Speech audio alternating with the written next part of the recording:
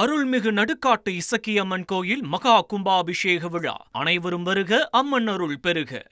கரூர் சமூக நீதி விடுதியில் மாணவர்களுக்கு வழங்கப்படும் உணவு சரியாக இல்லை என்பது குறித்து மாணவர்கள் வெளியிட்ட வீடியோ சமூக வலைதளங்களில் வைரலாகி வருகிறது. கரூர் காந்தி கிராமத்தில் உள்ள அரசு சமூக நீதி விடுதியில் அரசு கலைக்கல்லூரியில் பயிலும் மாணவர்கள் தங்கி கல்வி பயின்று வருகின்றனர். இந்த விடுதியில் சமைக்கும் சாப்பாடு களி போல் இருப்பதாக குற்றம் சாட்டியுள்ள மாணவர்கள் அந்த சாப்பாட்டை பாத்திரத்திலிருந்து கற்களை போல் தூக்கி போட்டு வீடியோ வெளியிட்டுள்ளனர். இந்த உணவை தான் தினமும் சாப்பிடுவதாக தெரிவித்துள்ள மாணவர்கள் சமூக நீதித்துறை அமைச்சர் வன்னியரசு உடனடியாக நடவடிக்கை எடுக்க வேண்டும் என கோரிக்கை வைத்துள்ளனர். பாருங்க, ஹாஸ்டல் சாப்பாடு எடுத்து காமிக்க போறான். பாருங்க சாப்பாடு எப்படி சாப்பிடுவீங்க? ஒரு மனுஷனால இட்லி மாதிரி இருக்கு. மொரட்டு இட்லி. இட்லி கூட இல்லைங்க, களிங்க. இது எப்படி சாப்பிடுவாங்க நீங்களே பாருங்க.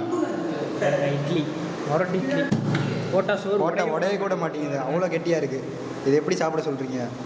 இதான் சாப்பிட்டுட்டு இருக்கோம் டெய்லியும். பாருங்க நீங்கள்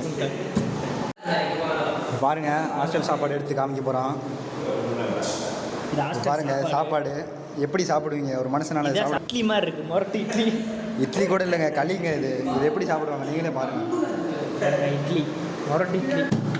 அருள்மிகு நடுக்காட்டு இசக்கியம்மன் கோயில் மகா கும்பாபிஷேக விழா. அனைவரும் வருக, அம்மன் அருள் பெருக.